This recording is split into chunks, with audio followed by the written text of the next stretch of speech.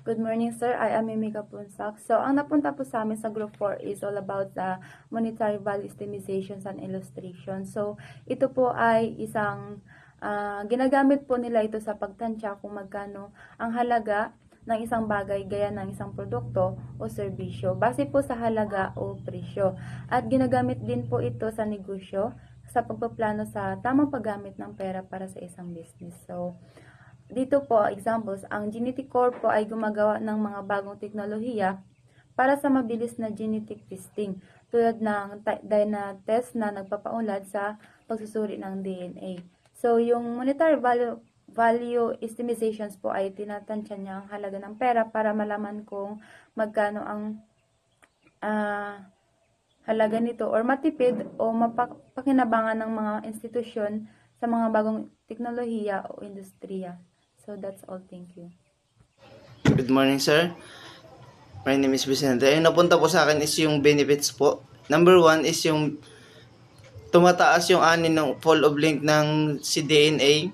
Nagbibigay daan ito sa mga manaliksik na magtrabaho ng mas mahusay at mas maganda para sa magandang resulta po. Number 2 is cost saving. Siyempre, binabawasan nito ang pangangailangan sa muling pagsubok ng nasasayang sa mga sample, kaya nakakatipid dito sa mga resources or gastos po.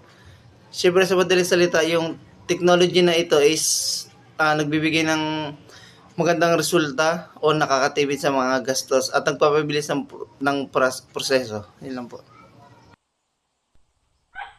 So, value drivers, meron po tayong yield opportunity, yield labor savings, quality control labor savings, and sample size opportunity cost. So, kapag sinabing yield opportunity, ay nakatulong po ito sa mga researcher na makapagtrabaho ng mas mabilis at mas tumpak, kaya nakakatipid sila ng oras at gastos. So, kapag sinabi naman pong yield labor savings, nakakatulong ito sa mga researcher na makatipid sa gastos sa paggawa ng mga test.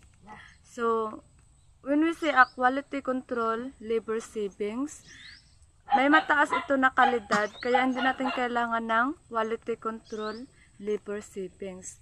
So, kapag sinabi naman pong sample size opportunities cost, ay nakakatulong sa mga researcher na makatipid sa gastos sa paghahanap ng mga sample.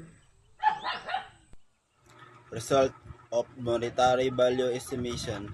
Ang DNA test ay may mas mataas na financial na halaga para sa iba't ibang uri ng gumagamit na customer.